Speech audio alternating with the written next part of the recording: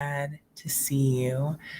It has been an amazing day here. It's been a very eventful day, and I am so grateful to be connecting and visiting with friends. We'll talk more about that later, but what's most important is getting these three top transformational goals to you. Okay, so we're going to just dive straight on in. When we're thinking about the year and what it is that we desire to accomplish. New Year's resolutions are, of course, a really big thing.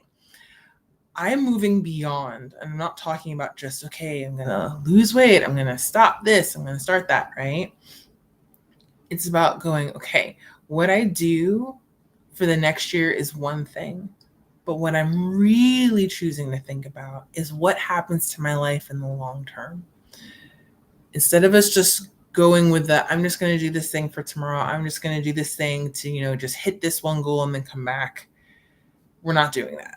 Okay. And I say that as someone who clearly did that this year. And so I'll tell you a little bit about that. But first, let's talk about these top three. So the first of them is setting aside time to get quiet every single day.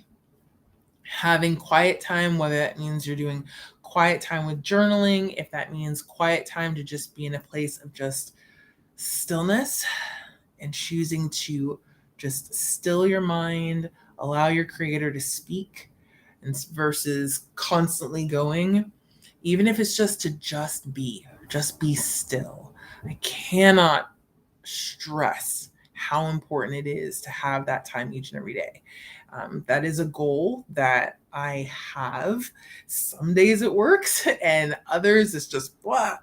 But what I do know is that when I get into that groove and that routine and that rhythm, man, it's like it just opens my mind and it opens my eyes to see things that I probably would have completely missed or overlooked. Which brings us to number two, journaling. So I know for some people it's just, oh my gosh, journaling. I was chatting with a friend. She's not a fan of notebooks. Okay. I have about probably 4 or 5 different notebooks, all for different things. So this is my thoughts notebook, and then I have my sermon notebook, and then I have my clarity journal, right? So with those different ones, find your hand to write something on paper, or you can do a digital tablet if that's how you roll. But that act of putting your thoughts on paper is transformational to the point where I love how this plays out. To the point where I will just be looking for something randomly and I will come across a page or a note that I wrote from 6 months ago or 2 years ago. Even my willingness to even start on this journey of, I'm going to create a business for myself was because I found a journal entry from when I was in high school where I basically prophesied over myself. And I didn't realize that's what I was doing. I said, yeah, I'll be married. I'll have 2 kids. I'm gonna have my own business.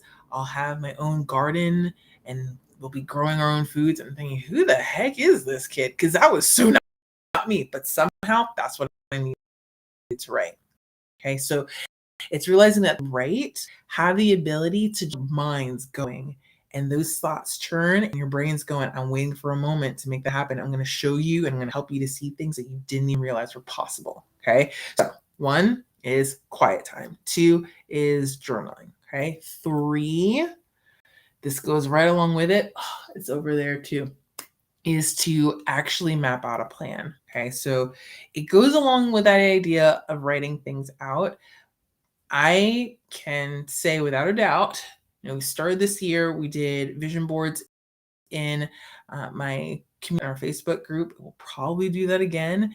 It's been really cool to have that set process of just, okay, these are the things that I'm moving towards. And even to see how they've played out in this year in ways that we didn't even expect has just been phenomenal. That's its own separate thing. It's part of why we're even here doing what we're doing. Okay. So realize that choosing to make those appointments with yourself to write out the things that you desire to accomplish super, super valuable. With the journaling, of course, it's writing down the things that you're grateful for. It's writing down the thoughts that you have. It's writing down the words, the positive words that you choose to speak over yourself. Someone who for decades was all about speaking negative and didn't realize that's what I was doing.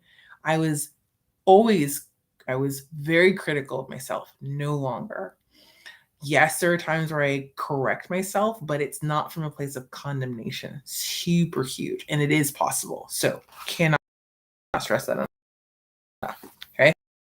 So those are going to be your three. Time line 3 is reading. I know if you're going, oh my gosh, it's like she's saying you gotta go back in school. What the heck? Something that you'll learn, something that I've learned and I've chosen to embrace is that if I am going to grow and improve in anything, I probably need to spend some time learning from or sitting at feet of on the thing that I desire to do, whether it's a skill, whether it's a discipline or routine, if it's going deeper with my faith, if it's learning how to declutter, whatever it is, if that is something that I need, then that means I need to be willing to research it out. Sometimes Google will handle it, and other times it's going, let me just sit down and get into this thing. So it's going, okay, let me grab up a book and read on it. In many cases, because of just how busy life gets for me, when I say busy, I don't mean just randomly moving like a chicken with my head cut off, although it sometimes feels that way. But it's literally that I'm driving, I'm getting people to certain places. I choose to be productive in that time, and you will find me listening to audiobooks like I will get that knowledge in my head so then I can then share it with my husband. He's learning alongside. We're learning different things. We're growing, we're developing, and our kids are seeing it. So now it's helping them to understand that this learning thing isn't just for when you're in school. It's for life. And this is how we grow. This is how we choose to not stay average. This is how we decide to level up and move into that more. So if that is helpful for you, let me know in the comments. I'd love to know if there's some different goals that you have on your list. Every single those for always on making sure I'm writing down my goals, making that I'm getting in the quiet time, making sure that I'm journaling, and making sure I'm reading. Okay, those 4 show up in some sort of smart form every single time. If there are others that you found helpful, let's talk about it. Put it in the chat so that way we can connect. And it looks like, oh my gosh, yes. Declutter for the win. He said, as I'm visiting with a friend here, we were talking about, oh, there we go. As we were talking about some of the different habits and things for this year, decluttering literally shifted the trajectory of 2021 for me. It was hard as all get out. There was lots of tears. It was very emotional, very emotional.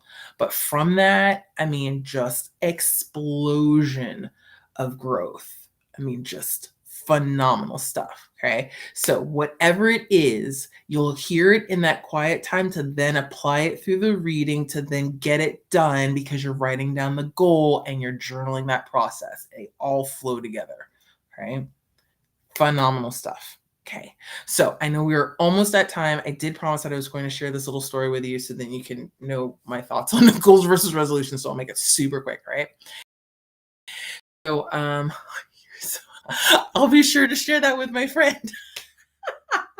This is her amazing office that she is so graciously allowed me to share. So Crystal, as you're watching this, thank you so much for allowing me to invade your space for a little bit here. Okay.